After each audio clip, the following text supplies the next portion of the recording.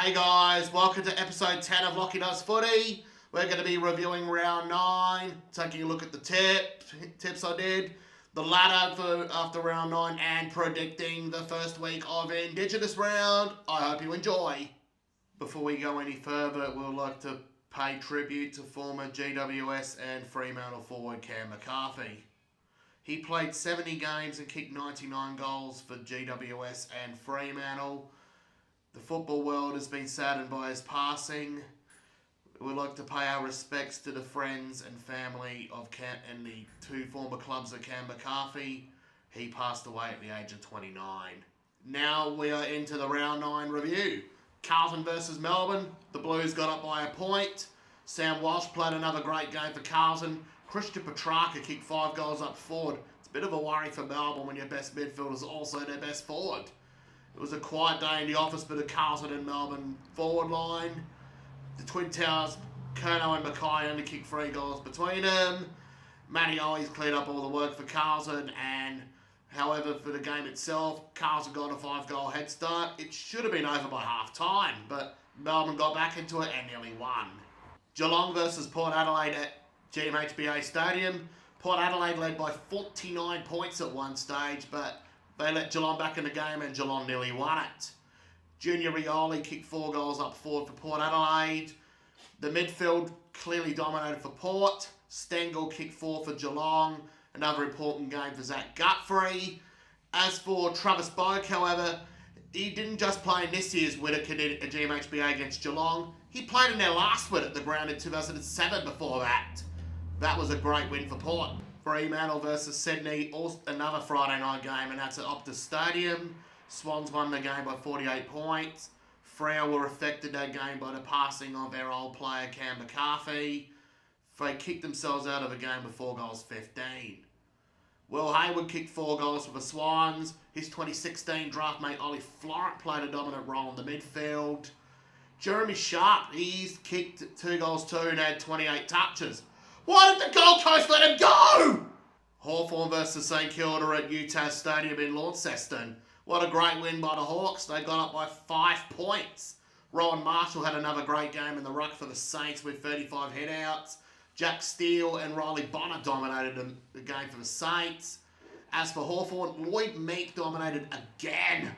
Nick Watson kicked 2 goals up forward. Dylan Moore kicked 2 goals up forward. Sorry, wrong name. Jack Ginnivan 1 goal up forward for the Hawks. As for the Saints, Max King and Josh Battle kicked 2 goals alongside Mitchie Owens. As we can say for Hawthorn, their season's starting to get back on track. As for St Kilda, their season might soon be over. Essendon versus GWS at Marvel Stadium. The Bombers are once again getting the job done by 20 points. Kyle Langford 4 goals up forward. Matt Guelphy 3 goals across the midfield. Nick Martin had another great game across half-back. So too is Mason Redman. GWS have lost 2 games in a row. They need to pick up their form once again. As for Essendon, well, they're starting to remind me of that Richmond team from 2017. Richmond versus the Bulldogs at the MCG. Well, it's been an embarrassing performance for Richmond. They lost by 91 points. If Damien Arbick was still coaching the team by now, he would have quit this week. Adam Treloar had 41 possessions across the midfield and kicked the goal. James Harms, Aaron Norton, Sam Darcy, 4 goals each. Bontempelli, 2 goals and 32 touches in the midfield. Ed Richards, 34 touches across half-back. Great game for him. As for Richmond, season over and injury concerns, and there's not too much to talk about. Gold Coast versus North Melbourne in Darwin. Suns won it by 68 points. There's not much to report here for North Melbourne, except for Luke Davies-Uniacke, 35 possessions and a goal. As for Gold Coast, Mac Andrew had 10 marks across centre half-back. Took Miller dominated across the midfield alongside Sam Claheisi and Matt Rowell. And Sam Flanders. Jared Witts had another great game in the ruck against Tristan Sherry. Ben King, 3 goals across full forward, and Jed Wilder, 2 goals, 4. If he had kicked straighter, he would have got 6. Collingwood versus West Coast at Marvel Stadium, another win for the Magpies, 66 points. The Dacos brothers dominated in the midfield, so did Jack Crisp. Scott Pendlebury showing everyone that he's aged like fine wine. As for the Collingwood forward line, no Jamie Elliott, no Bo McCreary, no Jordan De Goey, no Tom Mitchell, and no Brody Myercheck. The replacement forwards have been getting it done. Finlay McRae's kicked 3 goals up forward. Well, finally trying to keep him in the side for good. Great Barrier of Reef McKids, 3 goals, 1. Looks like he might be the new, should come in the side and keep Mason Cox in the VFL, as he's had a quiet game. Joe Richards kicked 1 goal, 2 on debut. He could have kicked 3 goals. What did AFL teams pay attention to him 6 years ago? Adelaide versus Brisbane at Adelaide Oval. It was a game that both teams needed to win, but they shared the points. First draw in South Australia since 2005. Jordan Dawson had another dominant game in the midfield. So too did Matt Crouch with 28 disposals and 13 tackles. Riley O'Brien and Oscar McInerney had a great ruck battle with a combined 96 hit-outs. Josh Dunkley, 22 possessions and a goal across midfield half-forward. Calamar Chief, 4 goals up forward for the Lions. Darcy Fogarty, 4 goals for the Crows. And Isaac Rankin, 3 goals for the Crows. Tex Walker and Joe Danaher were pretty quiet, and also so was Charlie Cameron. Now we'll move on to see how it went with the tipping in round 9. Carlton and Melbourne, I picked the Demons, they lost. Geelong and Port, I picked the Cats, but Port Adelaide got the job done. Freo Sydney, I picked the Swans won. Hawks Saints, I picked the Hawks, and the Hawks got it done. Bombers GWS, I picked the Giants, Essendon got it done. Richmond and the Bulldogs, I picked the Bulldogs, and the Dogs got it done. Gold Coast and the Roos, I picked the Suns have won it. Collingwood and West Coast, I picked the Magpies have won it. Crows Brisbane, I picked the Crows, and it's a draw. And it still counts as a win. And for the totals for the round, I got 6 out of 9 as the total score for the round. For the season, it's 44 out of 81. First on the ladder, we got the Swans. They're still the team to beat so far in this year. Second, it's Geelong. They've just lost 2 in a row. Third, we got Essendon. They got a low percentage, but they're getting it done. Fourth, it's Melbourne. They've still got forward issues.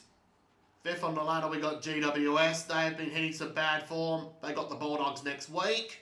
Sixth on the ladder, we got Port Adelaide. They're hanging in there. They needed that win against Geelong. They got the Hawks coming up next week. Seventh, we got the Blues. They needed that win against Melbourne. Next week, it's going to be a tough one. They got the Swans. Eighth, it's Collingwood. Don't be surprised to see the Magpies back in the top 4 throughout the rest of the season. And next week, they got the Adelaide Crows. Ninth on the ladder, we got Fremantle. Well, they've brought some good form back, but they lost to the Swans. They need to pick it up.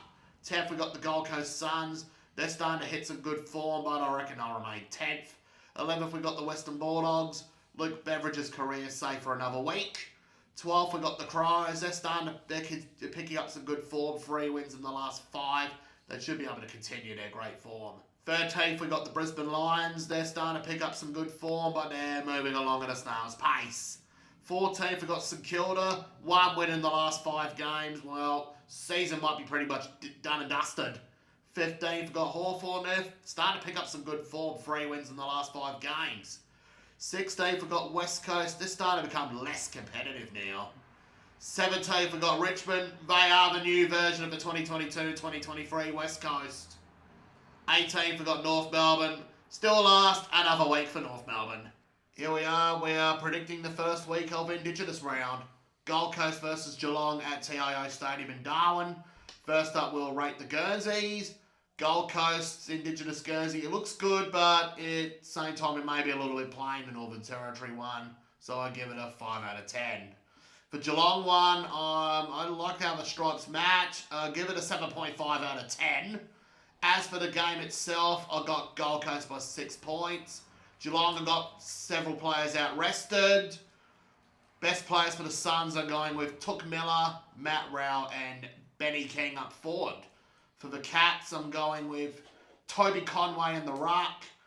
Up forward, going with Ollie Henry, and down back, I'm going with Sam DeConning. Sydney versus Carlton at the SCG, the second game of Indigenous round.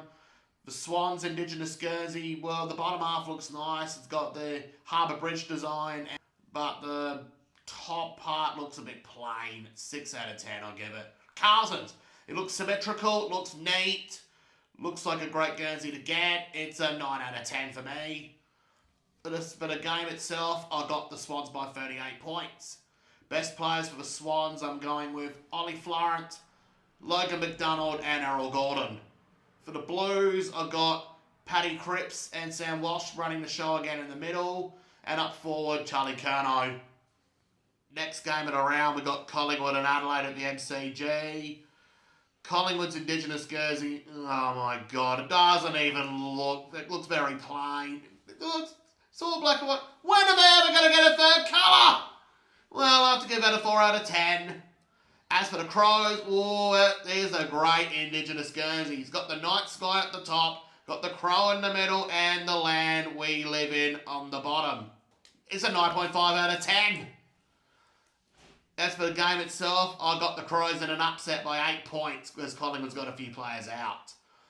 Best players for Collingwood are going with Finlay McRae, the Great Barrier of Reef McKinns, and Nick Dacos. For the Crows, I got Jordan Dawson, Darcy Fogarty, and Matt Crouch.